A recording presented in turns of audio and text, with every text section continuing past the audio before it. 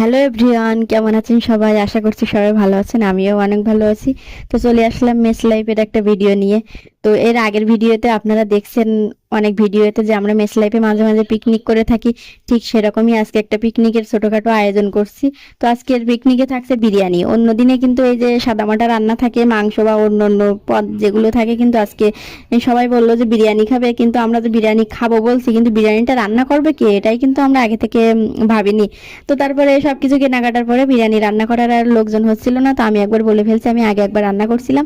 তো সেই হিসেবে সবাই মিলে দায়িত্বটা আমার উপরে দিল, আর সবাই যে যার মতো কিন্তু কাজ করছে। তো আজকে বিরিয়ানিটা রান্না করব আমি। আর মনের ভিতরে কিন্তু একটা ভয় কাজ করছে যে 7 জন মানুষের রান্না আমি করতে পারবো কিনা, যেহেতু আমি আগে কখনো এইভাবে সাহস নিয়ে করিনি। তারপরেও চেষ্টা করলাম, চেষ্টার অসাধ্য তো কিছু নেই, চেষ্টা করলেই সবই সম্ভব। তো তারপরে সব কিছু মানে বিরিয়ানি যেভাবে রান্না করতে হয় বা এক একজন এক একটা মশলা দেয়, আমিও আমাদের বাসায় অবশ্য সব মশলা ছিল না। তো সাধারণভাবে আজকে বিরিয়ানিটা রান্না করব, সেই হিসেবে কিন্তু সব কিছু রেডি করে নিয়ে মাংসটা ম্যারিনেট করে মাংস রান্নাটাও হয়ে গেছে। আর এরপরে কিন্তু চালটা একটু ফুটিয়ে নেব। তো যাই হোক, হ্যাঁ, বারবার রান্না করছিলাম আর বলছিলাম যে আসলে ভালো হবে কিনা, ভালো হবে কিনা। এখন দেখা যাক যে রান্নার শেষে কি হয়। তো সবাই বলছিল যেটাই হয় সেটাই সবাই খাবে, কোনো অসুবিধা নেই, যেহেতু কেউ রান্না করতে পারে না। তো মেস লাইফ কিন্তু অনেক একটা ভালো লাইফ যদি সুন্দরভাবে কাটানো যায়। তো এখন কিন্তু আমরা বিভিন্ন জায়গার মানুষ একসাথে থাকি, হয়তো এরকম ভাবে ভবিষ্যতে আর কখনো থাকা হবে না, কিন্তু এই দিনগুলো খুব মিস করব। বা অনেক সময় কিন্তু আমাদের ভিতরে মনোমালিন্য হয়, তারপরেও সেটা কিন্তু আর কিছুক্ষণ থাকে, তারপরে আর থাকে না। আর এক জায়গায় থাকতে গেলে এটা তো হয়।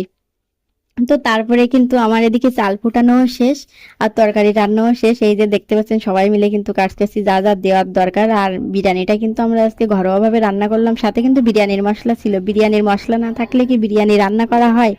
তো এইখানে দেখেন সবাই মিলে কিন্তু হাতে হাতে কাজ করছিলাম, আর রাতও অনেক বেশি হয়ে গেছিল, যার কারণে সবার হচ্ছে অনেক বেশি ক্ষুধা লাগছিল। এজন্য আমরা অনেক ব্যস্ততার সহিত কাজগুলো করছিলাম। আর সবাই এই সময় যে বিরিয়ানি দম দেওয়ার জন্য রেডি করছিলাম, আর সবাই অনেক আর কি আড্ডা করছিলাম। তো এই দিন ভবিষ্যতে অনেক মিস করব। তারপরে হচ্ছে এখানে আটার ডো করে রাখছিল সম্পার, আমরা 3 বান্ধবী মিলে কিন্তু এখন হাড়ির গায়ে লাগাচ্ছি বিরিয়ানি দম দেওয়ার জন্য। আর আমার হাতে আবার বেশি হয়ে গেছে, সঙ্গীত আবার সেগুলো নিয়ে নিল। তো তারপরে এখন দমে দেওয়ার জন্য বিরিয়ানি কিন্তু রেডি।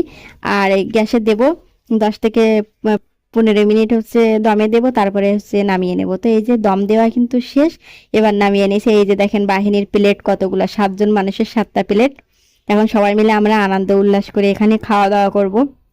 আর বিরিয়ানির কালার দেখে সবাই বলছে বিরিয়ানি খেতে ভালো হবে বা সুন্দর একটা ঘ্রাণ বের হয়েছে। তখন আমার মনে একটু শান্তি আসলো যে না, সবাই ভালো বলতেছে, কিন্তু যদি খারাপ হতো তাহলে অনেক খারাপ লাগতো।